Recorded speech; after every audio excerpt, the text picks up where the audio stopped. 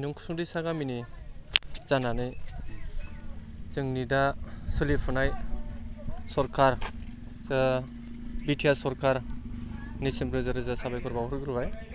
दा दिनै जोंनि इउपिपिएल सरकारा जाहाथे मोजाङै मोजां देरहालांबावो। देग्लायनि बे लकसभा एमपि इलेक्सनाव जयन्त सारखौनो जोङो मोजाङै मोजां देरहासार होगोन।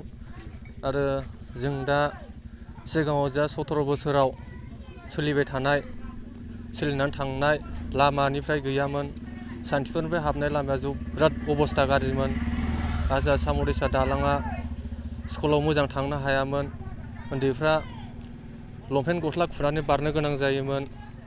दा जोंहा बिटिआर सरकारा जिबायदि हरदों बेखौ जोंनि रायजो राजानिसिमबो जयन्त सारखौ रोजा रोजा साबायखर बावहैयो आं।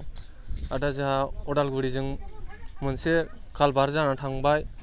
आरो दा जोंहा नैबे फरेस्ट केम्प गुदिजों मोननै जानानै थांबाय देग्लायनो दालाङा मोननै। आरो जोंहा दा जेजेएमनिबो मोनसे सफैबाय।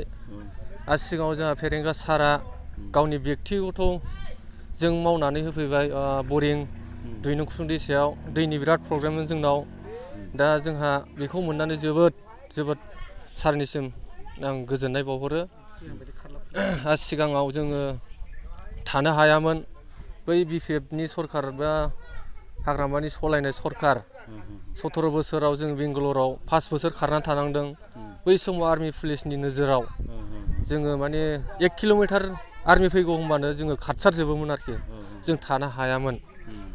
दा बेबायदि अबस्थानिफ्राय जोङो रैखा मोनबाय, सान्थि फैबाय। बिटिआर सक्ति जानाय लोगो लोगो जों माने गोजोननायखौ मोनबाय। जाहाथे बिमा बिफाजों जोङो मोखां नायलाय ओंखाम बोथिसे मोजाङै जिरायनानै जानो हायो। जों सिगाङाव बिदिनो बिमा बिफाजोंबो मोजाङै रायज्लायनो मोनला, मोजाङै ओंखाम दै मोनजाला, बेदर दरसे लाबोबाबो जयैनो मोनजायामोन।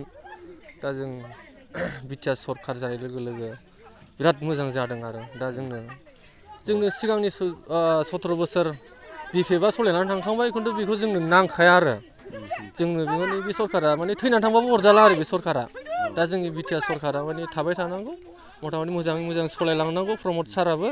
दा जोंनि इएमफोरखौबो आं खावलायहरनो लुगैयो मोजाङै मोजां। जोंनि दा एसे आद्रा दङ गामि सिङाव हाबनाय लामा।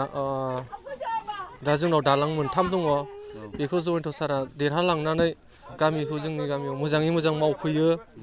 स्कुल जोंहा दा गैया, स्कुलखौबो आङो मावफैनो थाखाय दा देरहालाङोबा मोजाङै मोजां मावफुंना होफैयो।